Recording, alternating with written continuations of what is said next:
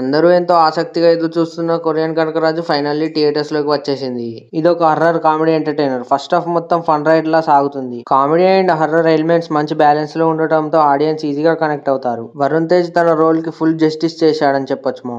తన stylish look, screen presence impressive గా ఉన్నాయి. కానీ ఈ సినిమాకి బిగ్గెస్ట్ హైలైట్ మాత్రం సత్య. ఆయన comedy timing almost every scene elevate చేసింది. థియేటర్ లో బిగ్గెస్ట్ లాఫ్స్ జనరేట్ చేసిన ఫ్యాక్టర్ కూడా అదే. టెక్నికల్ సైడ్ కి వస్తే సినిమాటోగ్రఫీ చాలా నీట్ గా ఉంది. బ్యాక్గ్రౌండ్ స్కోర్, హారర్ సీన్స్ ని ఇంకొంచెం ఎఫెక్టివ్ గా చూపిస్తే బాగుండనిపించింది. Coming to the second half, movie కొంచెం స్లో అనిపిస్తుంది. కొన్ని సీన్స్ ప్రెడిక్టబుల్ గా అనిపిస్తాయి. క్లైమాక్స్ కూడా ఎక్స్పెక్టెడ్ ఇంపాక్ట్ ఇవ్వలేకపోయింది. అలాగే కొన్ని విఎఫ్ఎక్స్ షాట్స్ న్యాచురల్ గా అనిపించవు. ఎస్పెషల్లీ ఒక 10 సెకండ్ షాట్ మొత్తాన్ని AI తో క్రియేట్ చేశారు. అది చాలా క్లియర్ గా అర్థం అవుతుంది. ఎనీవే, స్టిల్ మీరు లాజిక్ కంటే ఎంటర్టైన్మెంట్ కోసం వెళ్తే ఈ movie definitely one time watch మో. ఫైనల్ వర్డిక్ట్ ఏంటంటే, కొరియన్ కనకరాజు కొత్త కథతో మ్యాజిక్ చేయకపోయినా కామెడీతో ఆడియన్స్ ని ఎంటర్టైన్ చేయడంలో చాలా వరకు సక్సెస్ అయ్యారు. Satya comedy and Varun Tej performance ఈ మూవీకి బిగ్గెస్ట్ హైలైట్స్ మా.